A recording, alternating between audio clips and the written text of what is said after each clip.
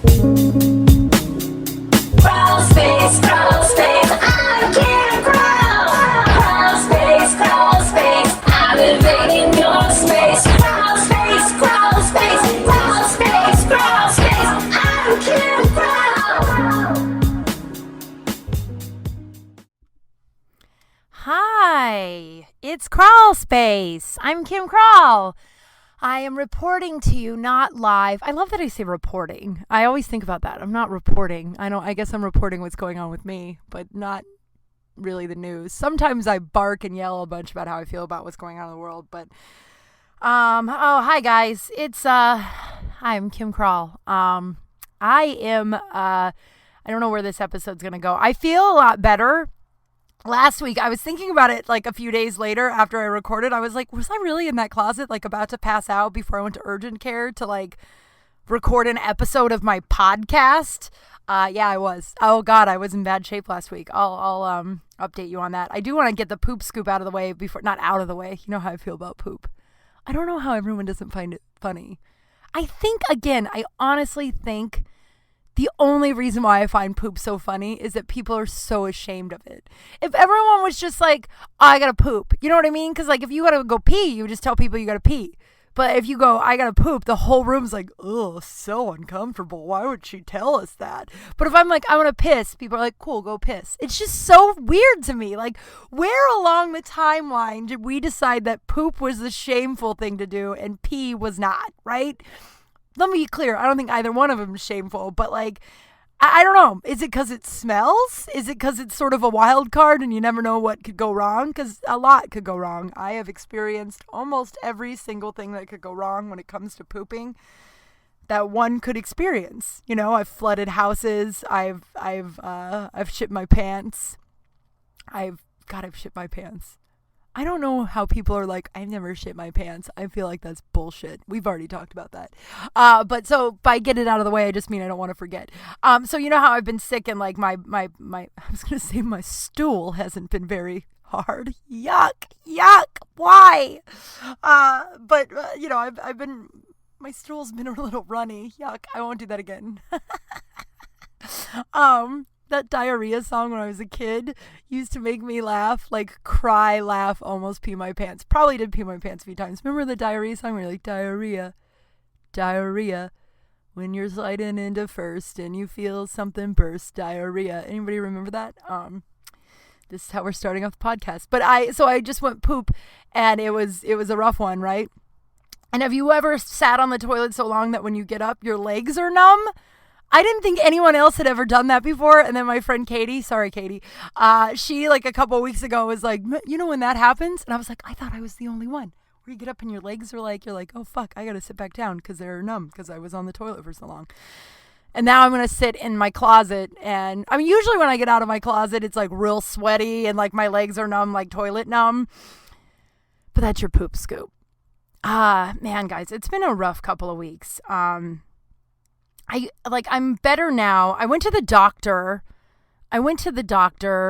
right after I recorded last week, and it was the weirdest experience. And please don't twist my words. I have a friend who I care deeply for, and there once was a romantic possibility, but he supports Trump and doesn't believe the mask thing is real or our numbers are real, and it makes it very hard to see him as a romantic possibility any longer. I mean, I think the ship sailed a long time ago when I banged his best friend, which I accidentally told him about recently, where I figured he had just known. It was like 6 years ago. I assumed his friend eventually, like in a drunken bonding night, was like, yo, I banged Kim, but guess he didn't. And then I told him and he was like, what? But he has a girlfriend. It's fine. But yeah, so don't twist what I'm about to say the way he did. I'll tell you that story. It's just so fucked up. So the doctor was really interesting. So as you know, I went and got COVID tested at the beginning of the week and did the swab at Dodger Stadium where they let you swab your mouth inside your mouth. You know what I'm trying to say, right? You swab inside your mouth and then oral swab. Okay. And that was negative, but I was still like, fuck, I still feel like it was whatever I had, I felt it inside of me. Like it felt like it was like a foreign thing was in my body and it was trying to it was awful. Like I felt like my lungs feel a little bit better, but they still, and I never had like a cough or a crazy congestion. I just feel like I smoked 2 packs of cigarettes. And I know what that feels like because I have smoked 2 packs of cigarettes in a day before, and this is what it felt like. I haven't smoked, by the way, in almost 4 years. Yay, me. So it came back negative, and then a few people reached out and they were like, yo, those oral swabs are not very accurate. And then a guy that I used to date years ago owns like a lab now, which is so wild. He was like, yeah, we do nasal swabs there, so go there and we talked on the phone. He basically was like, you probably have it and you're probably at the tail end of it and it's mild. So unless you just want peace of mind. And really the only reason why I wanted to know I was negative is my best friend's moving at the end of the week, and I would like to be able to spend time with her, her and her family. I don't know what the grammatical correct way to say that is, but you know what I mean? I want to spend time with them. And if I'm not negative, if I'm positive, I can't do that. So that's the only reason why I want to do it. But so I went to the doctor Wednesday, and it was the weirdest experience. Like, first of all, they take, like the blood pressure or whatever when you get in there, they weigh you and stuff. I've lost 13 pounds this year, which is awesome. Now, I know a lot of you are like, you don't need to lose weight. I'm 5'11", so when I've gained probably 25 pounds since I quit smoking. And 4 years ago, and it's very difficult to get off. And I mean, like literally, I had to give up a bunch of stuff, exercise, drink a lot of water. Like it's been. I mean, just complete lifestyle change. But so that's great. But so I've lost 13 pounds. So I know, don't freak out. That I just found out that one of my friends legitimately, I don't know if I ever told you guys this, a woman I lived with years ago used to think I had an eating disorder. And she had like an intervention with me one afternoon. And I'm listening to her because I'm confused because she's going on and on about my weight. And yes, I was very, very thin, but never an eating disorder. Like pooping, yeah, but I've always had like an issue pooping, whatever. So I'm like listening to her, and finally I go, I'm sorry, do you think I have an eating disorder? And she's like, and I was like, do you think I'm bulimic? And she goes, you're just too thin for how much you eat. Now, my metabolism was just really high. I was young, and like my metabolism was just really high, right? And she's like, I don't want to creep you out, but I've been counting your calories, and when you leave the house, I dig in the trash and look at all the stuff you ate. And I was like, oh, why would that creep me out? And then, so I was talking to my buddy the other day who the three of us used to live together. And he goes, oh yeah, she brought up your eating disorder all the time. She used to put her ear to the door and listen while you went to the bathroom and swore up and down you were puking. And she had a lot of bullshit. Like she was kind of I adore her and we're old friends. But like she had a lot of bullshit that she talked shit about. But my buddy was like, yeah, this was one of the things that wasn't her bullshit. She was like literally concerned that you were bulimic. And I'm like, I can tell you years later that I was never throwing up. I mean, we partied quite a bit in those days. Maybe I was puking from like all the alcohol we used to consume, but never because I don't know. So I lost like 13 pounds, right? So that's just a slight brag on how hard I've worked and stuff, which is great. I feel really awesome in my body.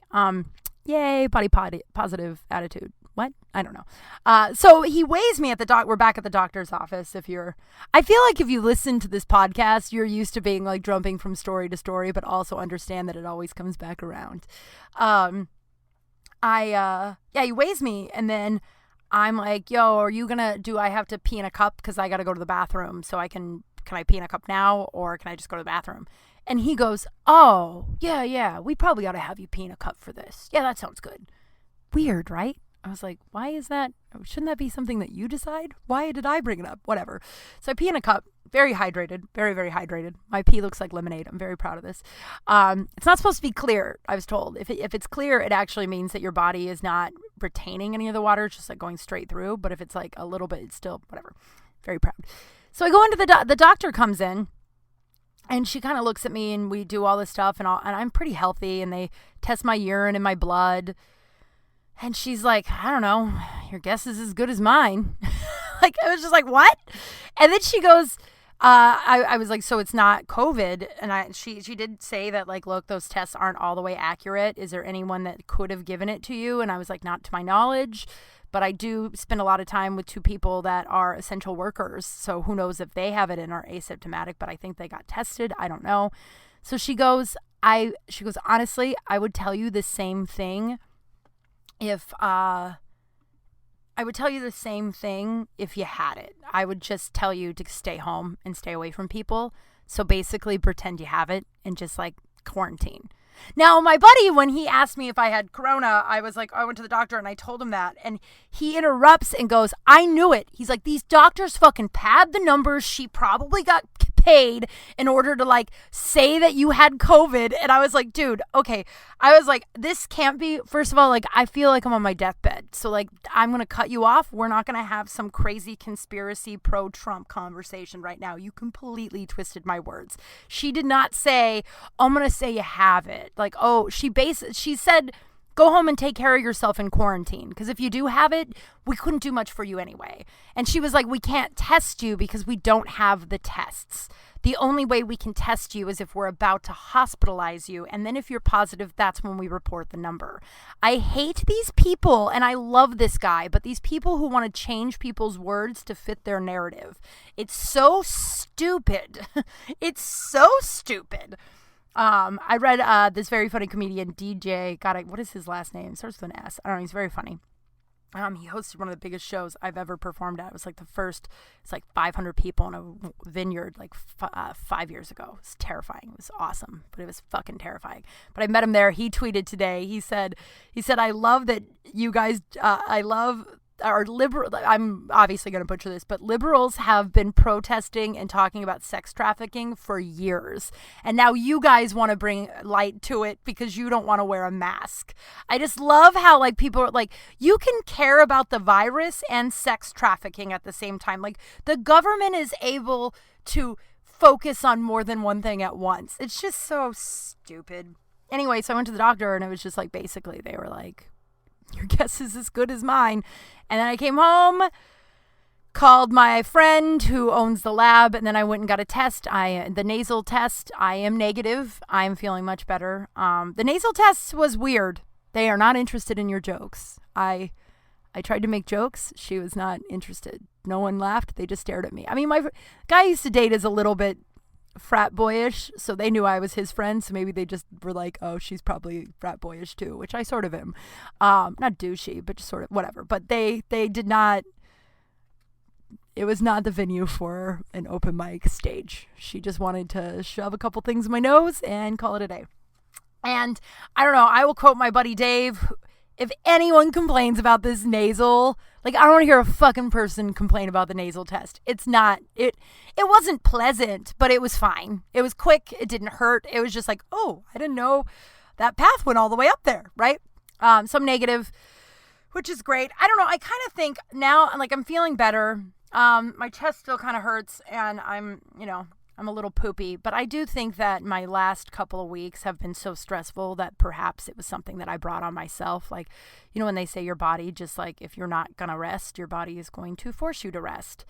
And it did. I slept for a week, and it might be that. Also, my friend Katie, her son caught a bug from daycare and brought it home and gave it to his parents, and I spent a lot of time with those guys. So I probably caught that too. Who knows? But I'm feeling much better. Thank you for all the love. And it's just been, stressful. Henry was supposed to have his checkup yesterday, but the veterinarian closed down until the 20th due to COVID, which actually I think is kind of a sign. I don't feel comfortable with this vet. A lot of people I know and respect recommended this vet, but I don't know, out of the gate, they were like, oh, we need to extract 8 of his teeth and put him under. Also, he probably has kidney problems. And it just seemed all swarmy and trying to get money. Because if they put him under to extract teeth, it's like $1,600 a tooth or something, I'm told. And I was just like on the phone, worried about my cat living or dying. And that's why we're here. And I was like, bro, do you think maybe we could solve the problem at hand before you start throwing some other possibilities at me, which I know aren't real? Because at the ER, their tests were thorough and she was super honest about everything. So if there was possibility of a kidney problem that was masked by his hyperthyroidism, I think she would have told me that, because she told me everything down to his like toenails. So I don't know. I have like a week to find another vet, and I have a couple in mind, but unfortunately a lot of these places, I have one in mind that I really want to go to, but unfortunately a lot of places aren't taking new clients because our patients because of COVID. Yeah, so it's been, I don't know, my uncle's pretty sick too. There's, I mean, I get he was hospitalized, and he's was kind of like is kind of like a dad to me. He gets really mad when I say that. I don't know why. He's like, "I'm not your dad. You had a dad." I think he was really close to my dad, and as you know from last week, I had a complicated relationship with him, and my uncle is one of those that doesn't fully understand it or doesn't want to understand it. So he gets, but he means quite a bit to me. So he's out, he's home, but there's just a lot of medical stuff going on there. So it's just been, and then with unemployment and, the fucking pandemic, it's just been a really rough couple of weeks. And, yesterday I found out, an old friend of mine died. Wayne Previty. I never say his name right. I think I told you guys this when I talked about Bill Burr. I met Bill Burr. The first time I met Bill Burr, I name dropped Wayne, and I think I said Previty. No, his name is Previty. Perverty? Sorry, Wayne. I never could, and I just see his smile right now, who's like, it's Fuckin. He's this Boston guy. It's Fuckin. But yeah, he passed away yesterday, and no one knows why. We're all still trying to gather information. There's a lot of fear around if it was self-inflicted. I don't know. I don't even want to think that. This guy was just such a light. Like, I met him when I was 25 years old. He was part of the Big Wangs family. I talk about Big Wangs a lot. That's the bar I worked at in Hollywood. Big Wangs is just such a dysfunctional family. Like, it's like, no matter, I haven't worked at Big Wangs in like 8 years, and I'm still like, it's like that those guys and women, everyone's like, we're family, baby. We're just family. And Wayne was part of that. And Wayne was one of the people that encouraged me to do stand-up. He was a stand-up he actually came up with Bill Burr and Dane Cook, who had some pretty awesome tributes to Wayne on social media today. I've been crying a bunch. Bill Burr was on some sports YouTube podcast, something. I don't know what it was. Show? I don't know. I don't know if he does YouTube podcasts anymore. He might be above that. So it might just be like a show that they put on YouTube. But the last like 90 seconds, he shouted out to Wayne, was just like, hey, I just found out one of my best friends passed away like 90 minutes ago.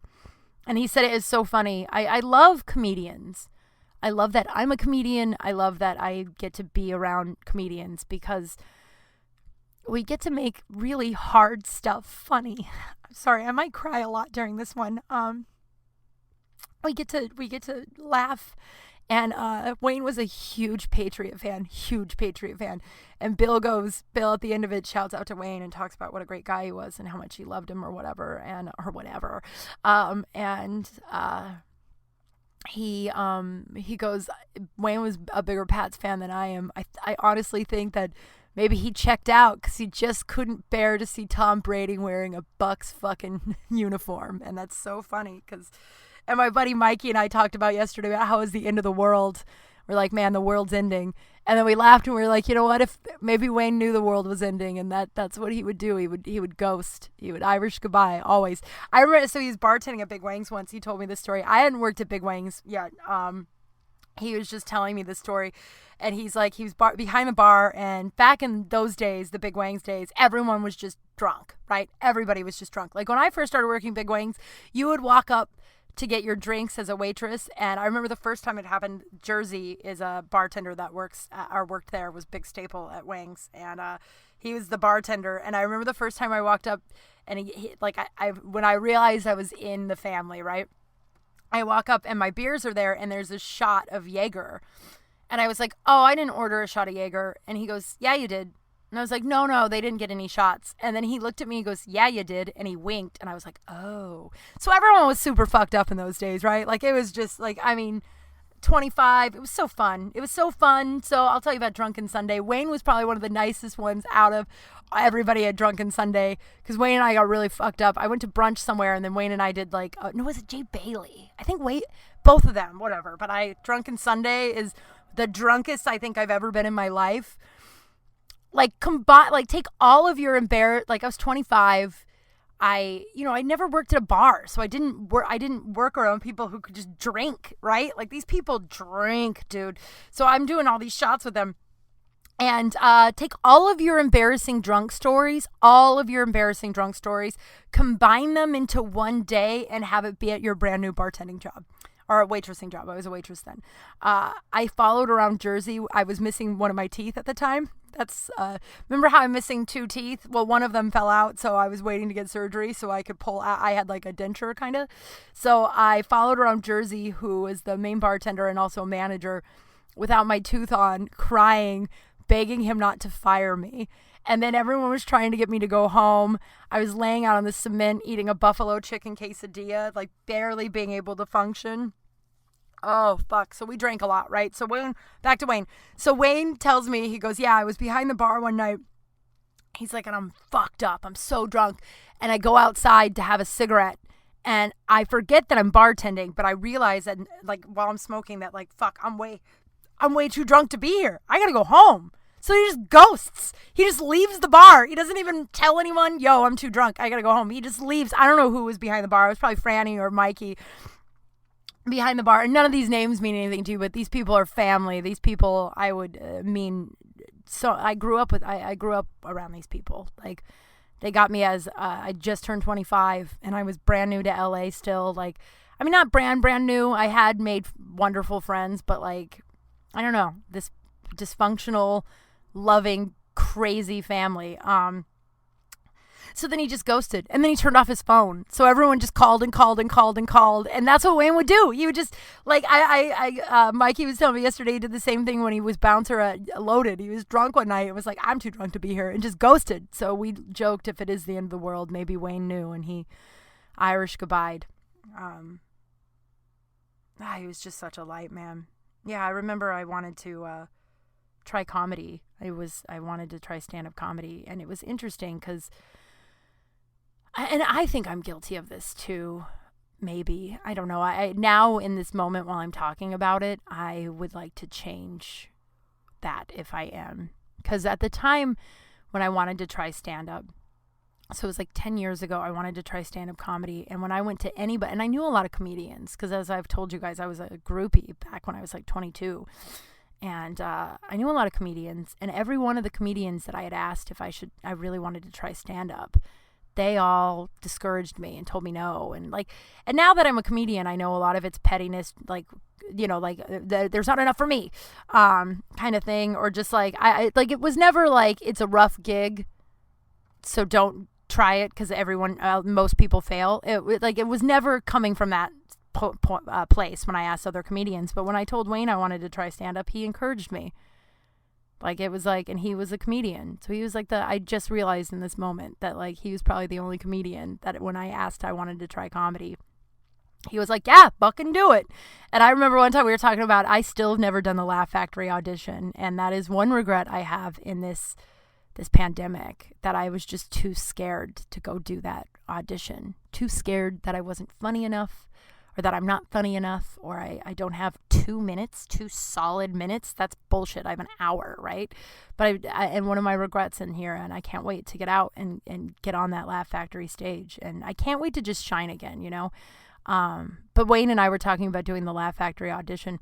And he goes, Jamie would love you. I think it's Jamie or Tommy. I always mix Jamie and Tommy up. The booker at fucking whatever. If you're a comic, you're like screaming at me right now for not knowing these names. But we'll call him Jamie or Tommy. Fuck. I think it's Jamie. He's like, Jamie will, yeah, it's Jamie. Jamie will fucking love you. And I was like, I want to stand out. So then we came up with a bit and I can't remember whose idea. It probably was his, because he was much funnier than me, and definitely funnier than me at the time, because, you know, I hadn't done comedy and he'd been doing it for like 20 years.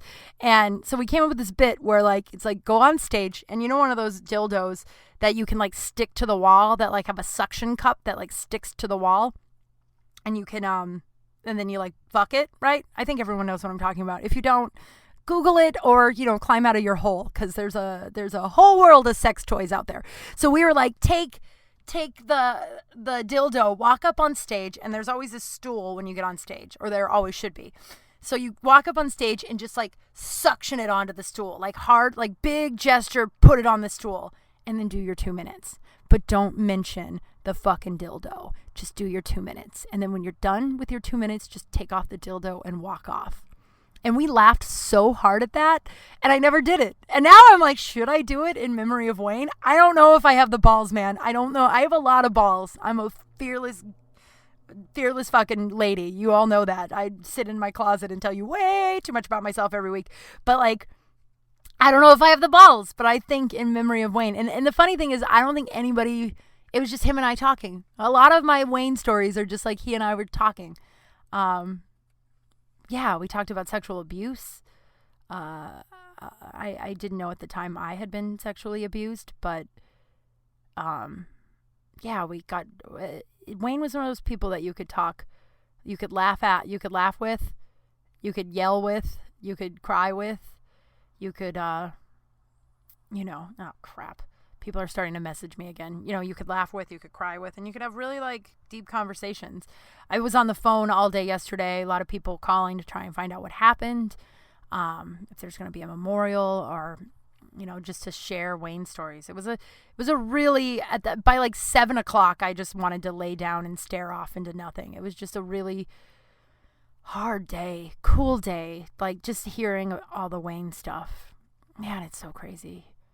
Yeah, he encouraged me to do stand-up comedy. And then he also, I shared this before, but I think it was more about Bill Burr calling me a douchebag. Because remember when I did that show where I hosted the show that Bill Burr was on. And then I asked if I could take a picture with him. And then I was like, is that douchey? And he goes, yeah, it's fucking douchey. Wayne was sitting right there. Wayne was friends with him. And Wayne was like, man, he was so embarrassed that I'd asked. And I was like, I'm sorry, Wayne. I'm sorry. It's Bill fucking Burr, dude. Like he's everyone's favorite comedian. Like maybe that's too blanket of a statement, but he's so goddamn funny and just so great. You know what I mean? He's just so great. But I remember, so Wayne called me. I was at Outpost, which is an old bar in Hollywood. I was at Outpost one afternoon, and Wayne called me. And, like, Wayne and I were never, like, pals that talked on the phone. We'd text, and we'd see each other, and we'd hug, and we'd talk about everything. Like, we were pals, but I don't remember a time that Wayne had ever called me, right?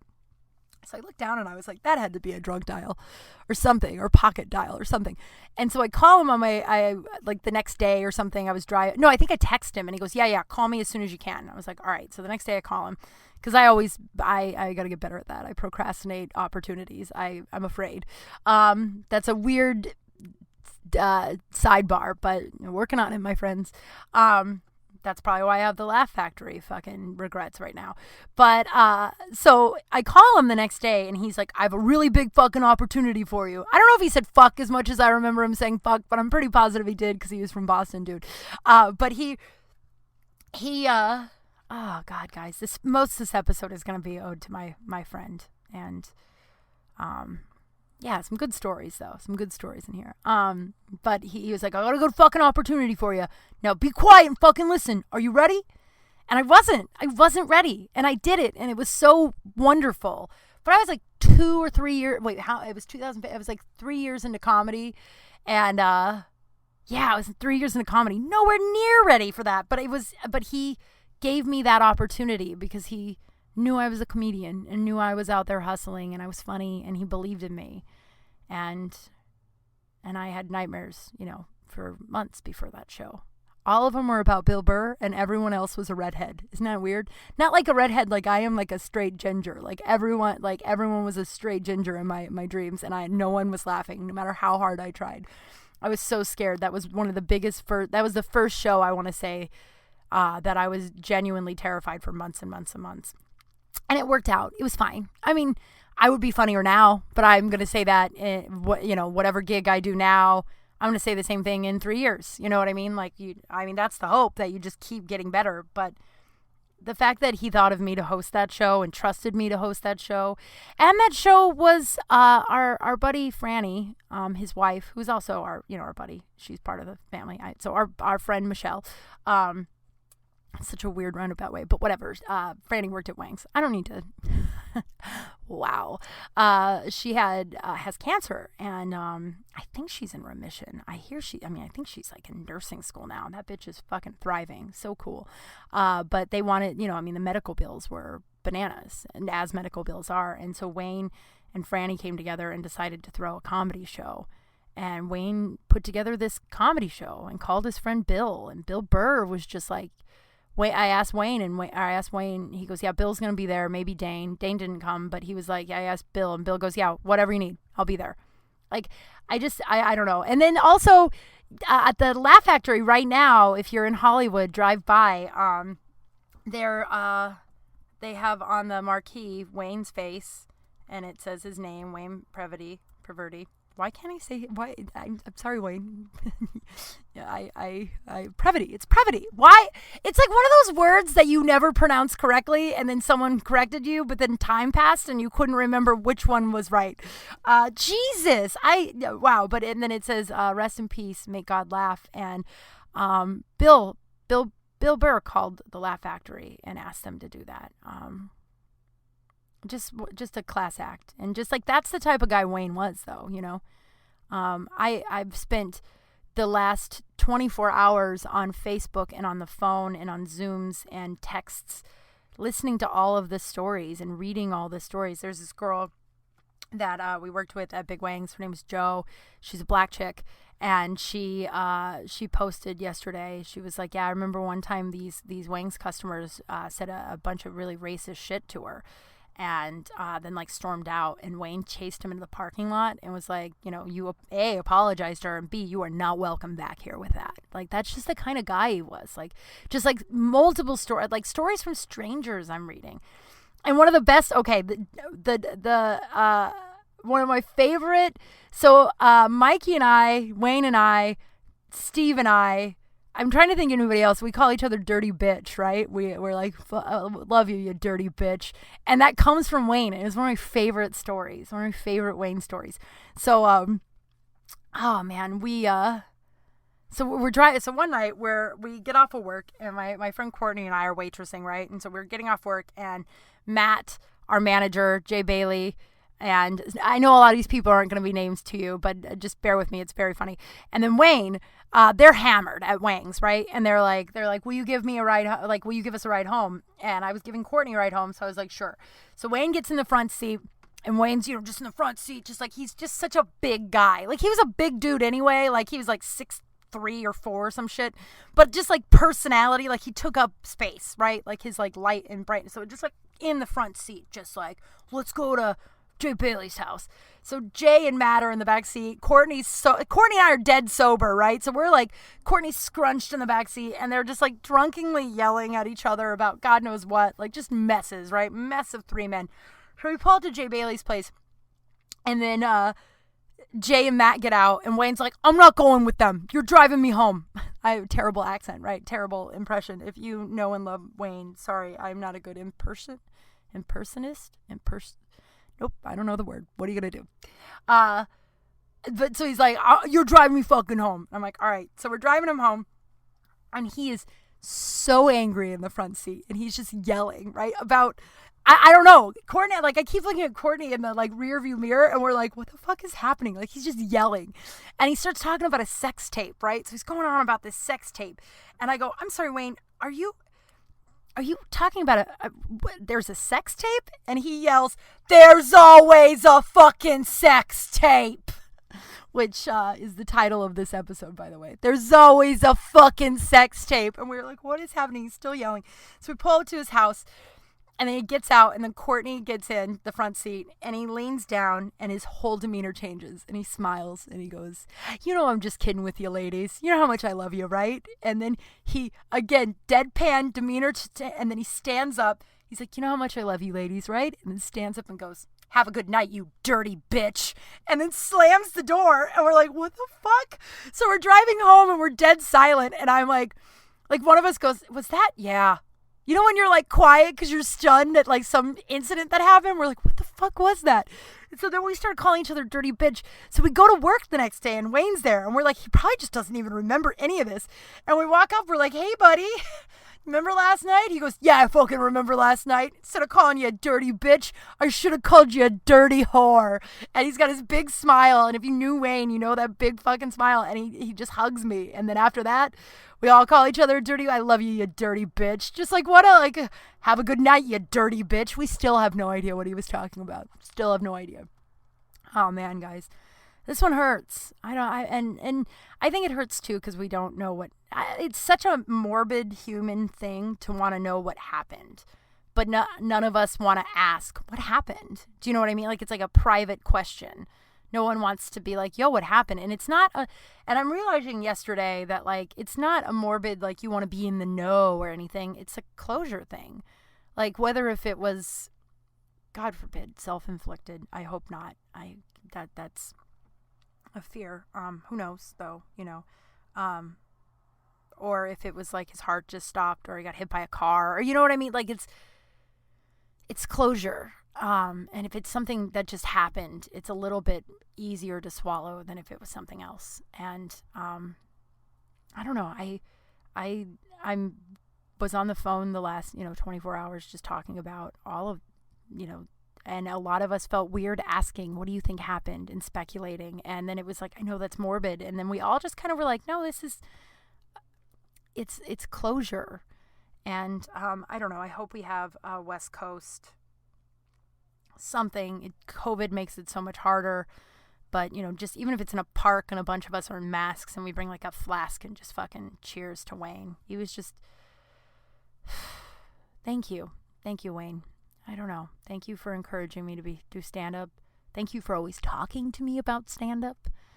That's one thing that comics who have been in the game for 20 years don't really like to do with new comics. Like I said, I think last week or a couple weeks ago, it does separate the comedians. I look at some of these guys that have been doing it for a long time who have taken the time out to talk to me about stand-up and, what I should do and what's funny and listening to sets and just like, oh, there's so many guys that are like, I'm like, I have this dopey little show. Like I had a show in Silver Lake that who knows how many, thank God, like 30 people showed up the first show, but I didn't know it was a bar show. And because I'd been friends with Theo Vaughn for years and years, he did the show just because I'm a starting out comic and he's just a good dude. You know what I mean? And like Wayne was like that. Like Wayne sat around and talked with me about comedy all the time. And it was special. Yeah, if you get a chance, Google him. Previdi. Go to my Instagram. I think it's Previdi. Yes, it is. There's a deer commercial where he's in a deer suit, and it's pretty fucking funny, guys. So thanks for listening about my old friend. One more story. I remember one time he was at Big Wang's. I was his waitress. It was football, so it was in the middle of the Pats game, right? And he's got his friend with him who's in a hat who kind of looks familiar, but I don't know him. And I'm coming over and I'm bopping around. I'm just being an idiot, right? I'm not, I'm just making stupid jokes. And Wayne's kind of laughing and I kind of get the friend to laugh a little bit, but I don't know who the friend is. And then I walk over and they had signed their check and I realize it's Dane Cook. And so I panic and I giggled and threw the receipt up in the air and was like, we don't need that, do we? And then started to walk away and I was like, what the fuck am I doing? And then I turned back around, I picked up the receipt. I was like, I don't know what I'm doing. I'm very nervous. I'm really sorry. And that's another time I embarrassed Wayne in front of one of his comedian friends. But yeah, I remember one night Wayne and I went out. He was in town. I believe he had moved back to Boston at this point. So he was in town and we all went out and we went to Barney's and he introduced me to Dane and Bill again. And I was Wayne, so it was hammered, right? So just I don't know. Maybe he hadn't moved because this feels like it was like 7 years ago or some shit. I don't know. But I remember trying to talk to Bill about meeting him at the Comedy Store, and he was just like, "Okay, drunk girl, get the fuck away from me." And I was like, "No, we could be best friends." I feel like one day Bill and I will be able to laugh at this. But yeah, thanks for listening about my friend, you dirty bitch. Fuck. I don't know, squeeze the people you love a little bit harder. I know we can't right now because of COVID, but just tell people you love them, I'm probably having drinks with a girl tomorrow night that we've had a colorful relationship, a bad relationship, and then sometimes a great one. And I don't know, I just reached out to her because she was close to Wayne too, and I was like, would it be weird if we had a drink? And she's like, I don't think so. And I don't know if it's healthy or not. part of me thinks I've felt so disconnected lately that I am turning to chaos because it makes me feel more comfortable, because that's what I was raised in. But I'm going to try and not psychoanalyze myself because I'm fucking grieving. I'm dealing with the fear of what's happening to my cat. My uncle, who is like my father, is not doing well. The world is on fire. I'm unemployed. You know, I mean, like the list goes on and on. So I'm trying not to psychoanalyze myself. If I want to have a drink with an old friend, even if it was sort of a toxic relationship, I know I contributed to that toxic relationship because I was toxic and I've changed a lot. So chances are she's changed a lot, or maybe she hasn't and I have a drink with her and then we never look back. But you know what I mean? Like, it's just, I don't know. If anything, the last 24 hours have taught me just like, and I get reminded of this all the time. I have lost a lot of friends in my life, and a lot of friends I've made out in LA. I've been to more funerals than I can count, more losses than I can. And it's made me think about, like, before Wayne, my girlfriend had said to me, she goes, you have a lot going on. Because also my best friend is moving. My best friend is fucking moving across the country. I don't know. And her kid is like my best friend. The other day we were playing and I was like, man, I love you. You're my best friend. And he stopped. He looked at me and he goes, I love you too. You're also my best friend. And I was like, fuck, what am I going to do without this kid, right? They're probably coming back. But it was funny. She and I had lunch and we're sitting there and I'm trying to get like sentimental. And we're staring at each other and I'm like, I'm not sad. She's like, I'm not sad either. I'm like, are we both in denial? Like, maybe I'm in denial. But my other girlfriend had said, she goes, wow, you got a lot going on. Like, be nice to yourself. You got your cat, your uncle, unemployment, you know. But I was like, I always have a lot going on. I always have.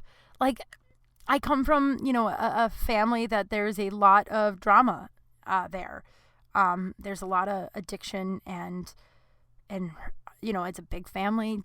You know, there's a lot. There's always a lot there. There always will be. I have a mother who is an addict who, you know, falls off the planet every couple of years, you know, gets arrested a few times, goes to rehab, and then tries to pop in my life. Like, I will always have a lot going on. But, like, I was thinking about all this stuff. Like, I'm going to try and articulate this because I don't think it's bad that I always have a lot going on. There is always some heartache somewhere in my life, you know, or like something that a challenge. I like to look at it as a challenge instead of like a lot going on. Like Henry right now is a challenge, like finding another vet, like making the decisions to save my booty bear and hopefully have him have a, you know, I call him Booty Bear. I think you guys know that. Booty, booty, booty.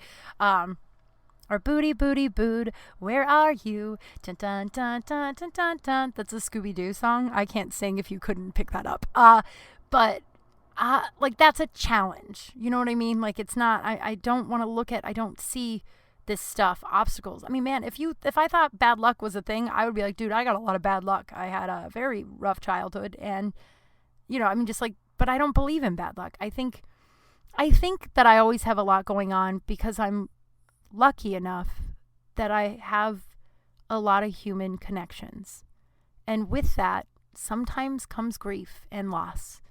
And like I've opened up to enough humans and have had vulnerable and real connections to enough humans that of course there's going to be grief and loss. And a lot of more beautiful fucking things in between. I'm sad right now over Wayne. I'm very sad, but I'm so happy I met him. And I'm so happy that I got to hug him and learn and know his light that everyone's talking about, you know?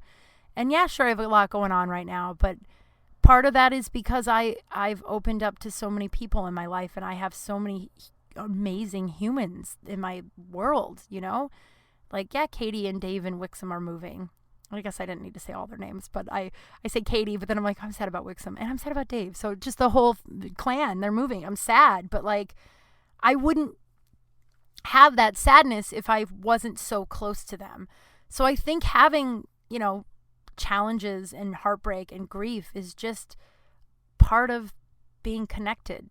And I would way rather be connected than not and risk getting hurt and being sad and feeling loss than not have any of it, you know? And so maybe, and I think I will always be a person that has a lot going on. It's just because I'm a person who has a lot of humans in her world. And with that, I say I'm one lucky broad. I'm one lucky broad because I have I'm one lucky broad because I got to know Wayne. And I have all these other humans in my world. That we lost somebody, and I got to sit on the phone for like 5 hours yesterday with like 7 different people. One was a Zoom, so it was like 4 at once, but or we just got to love each other and just tell each other that we love each other and that we got to reminisce about our friend. And now today I get to look at social media and see all the happy memories. And I don't know, just take care of yourselves. This is, again, I feel like the last couple of weeks it's been sort of a solace podcast. I apologize if you're not getting all the laughs I usually provide. I will end this. Let's end it with some funny stuff. So, once again, to recap, the virus is real. I'm doing better. Henry is doing better. Love people you love. Tell people that you love them every chance you get. Don't be afraid of doing that. I was talking to Mikey yesterday, and I do this with Kai too. Sorry guys, I'm saying your names, but it's so funny. I like both of them do this. I'm like, all right, I love you, and it's like they both go, yeah, thank you, and I go, fucking say it. Mikey's like, I'll never fucking say it, and Kai's just like, I don't like to, but I know they love me. You know what I mean? But it's just I will always tell the people I love that I love them, and I know that they love me because of actions rather than words. So just. I don't know, and rest easy, you dirty bitch. So, we're going to take a little bit of a turn. We're going to end this with hopefully some funny stuff. I decided and then since realized I am not. I thought I would be ready to date again. I am not ready to date again. I have still a lot of work I want to do on myself. And still, still a little sad about that guy that ghosted me 5 months ago. I don't know. I think it's not that I'm sad about him. I think that it opened up a wound. I think I've already told you this. It opened up a wound of like 42 dudes I've never mourned. So I named the wound the Max wound, but like that guy, I think enough time has passed. I couldn't even really pick that guy out of a lineup. But I do know I'm not ready to unblock him or reach out, because I know the second I unblock him, reach out, then I'm going to be back at square one. But I do think that it's much bigger, and him ghosting me was necessary in my growth, because it opened up a wound that I did not realize had not healed yet, right? But I did try to join all of the what are they called? Dating apps. Whew, guys. There is not a lot. I just heard Henry. Hi, Henry. There's the slim pickings out there. I don't know if it's, I don't know. Maybe there's not, I don't know, but Jesus. So I'm going to get off of it, but I do want to, read some of these fucking, first of all, the conversations, I have a buddy who made this post about how he's like, Bumble, a woman will be like, hi, oh my God, I'm so excited. Lucky me. We matched.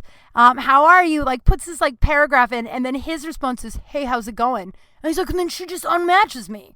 It's like, yeah, how about, what? Hey, what's up? Fuck, come on, guys. You expect us to have all this great opener, but then, so my favorite, this is my opener on Bumble, because you have to be the one to reach out to them first, and I never know what to say, because I understand, guys, I get it, there's a lot of pressure, but I do feel like you should say more than just hi there, because it's just I don't know, you look dumb, sorry, but you just look like you have no conversation skills, or you have nothing more to say than hi, hey. So my opener is let me find it. My opener, oh man, where is it? Damn it. Oh, I was like, oh God, I think I screenshotted this guy, so I'm fine with not. By the way, okay, real quick. So my opener is this. What I do is, so that gives you 20. So how Bumble works, if you don't know, you match with a person. So basically it's I think you're attractive. I find you attractive. Maybe we will like each other's brains, right? Or some people are like, maybe we'll fuck. I don't know. What I like to be maybe we'll like each other's brains, but, not to eat. You know what I mean? I don't know why I had to clarify that, but, because I'm human, guys.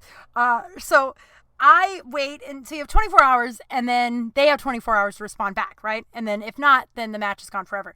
So I wait till an hour or so before the match is gone, and I say this. I have an hour to say hi, so I'm panicking with my level of witty. So I just want to, so hi, smiley face, how are you? It's kind of cute.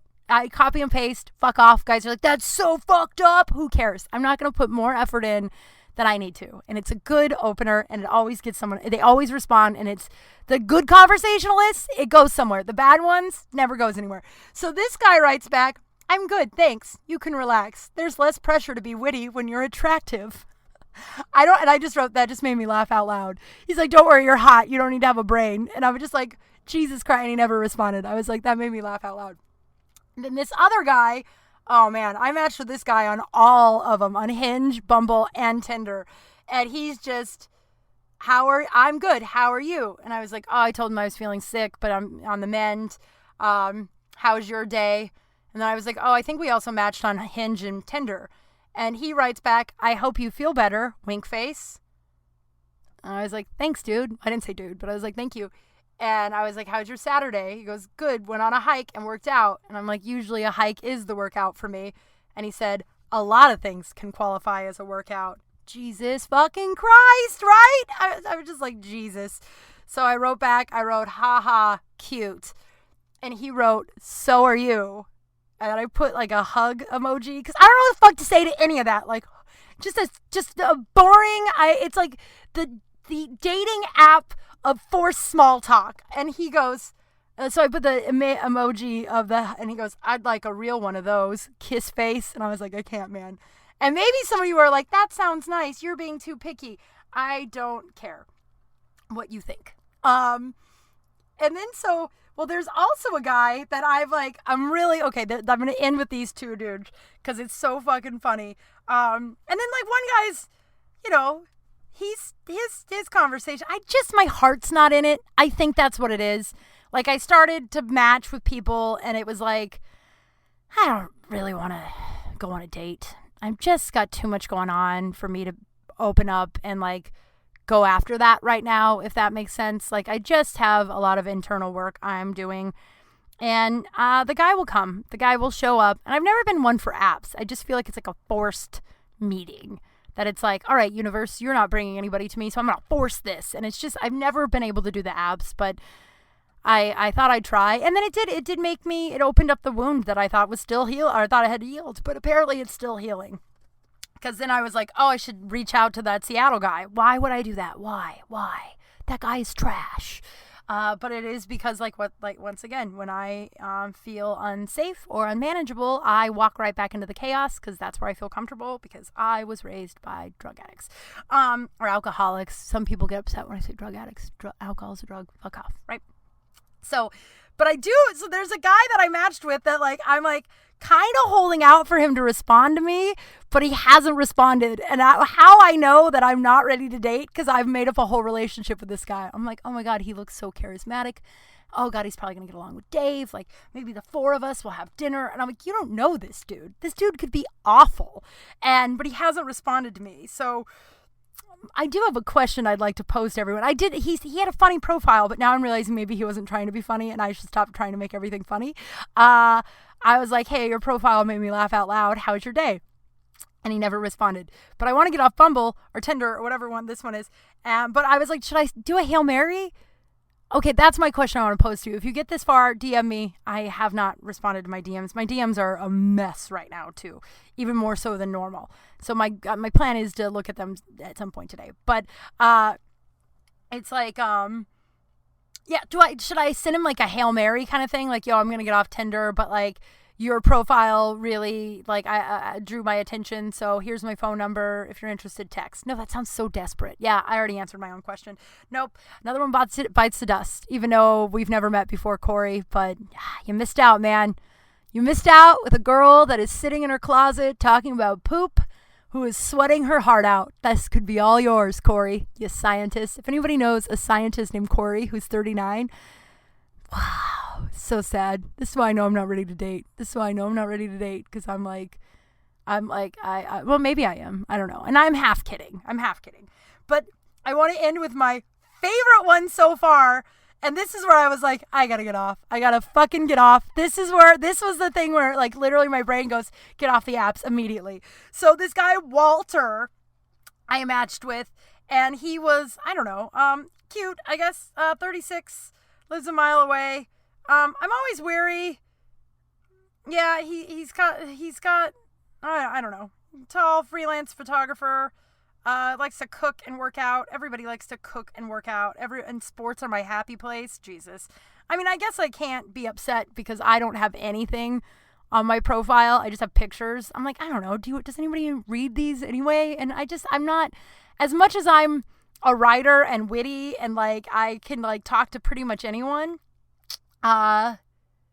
Oh, that made me remind me of one more Wayne story.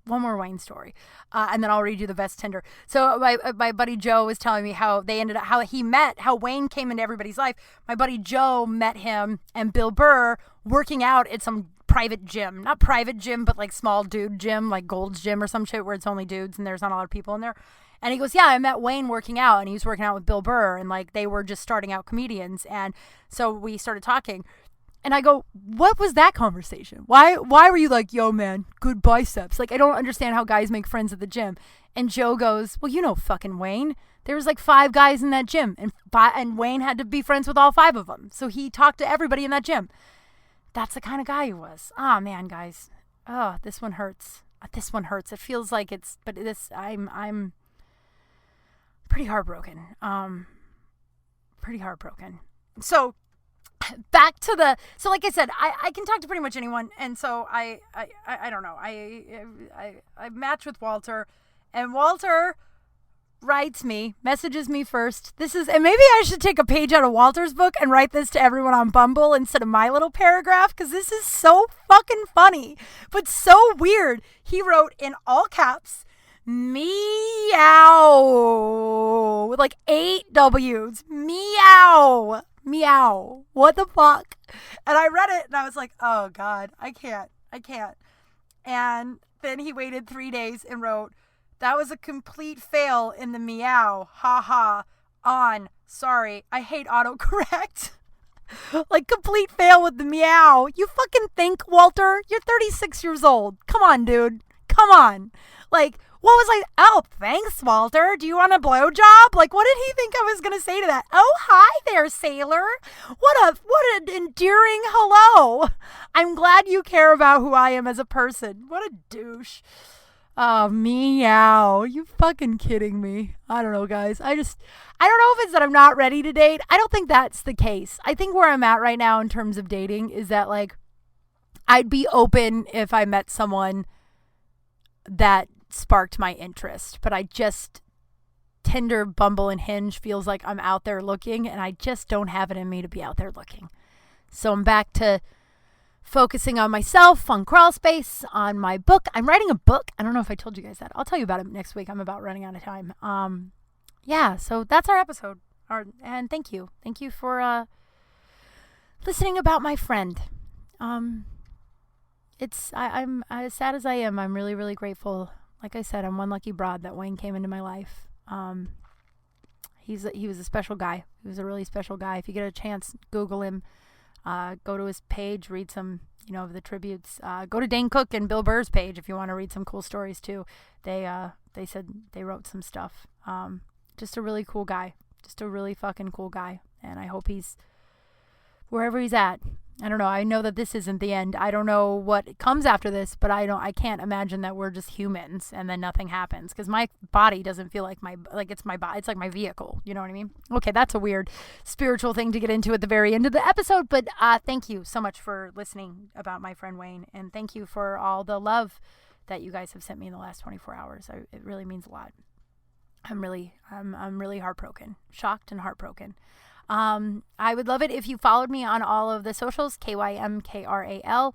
And, like I say every week, I would love it if you left me a rating and a review. I forced my buddy Ali to do it, which was his review. It's like, she was funny. Like, it was like the most, but it literally took him 35 seconds. So if you could write me a review, that would mean so much to me. It just does a lot for the visibility on iTunes. So, yeah, if you could just take a second. We have a new episode every Wednesday at noon. Once again, I'm cutting it under the gun. It's like 11:40. What are you going to do? That's who I am. I will always be a procrastinator, but I use it. You know what I mean? If you're going to be a procrastinator, own it and fucking use it. I get a lot done in 20 minutes. Yeah, so still no news on the Dash front. I'm probably just going to let it go for a little bit, let the universe do its thing. If it's supposed to be on Dash, it'll be on Dash. If it's not, I feel like it'll be somewhere else cool. I don't know. I'm really proud of this podcast, and the feedback has been pretty awesome. So I think that wherever it takes us, I think it'll be pretty rad. And so thanks again, guys, for listening. I hope everyone's doing well, staying safe, wearing a mask, being kind. I'll see you next week. Bye. Kral Space, Kral Space.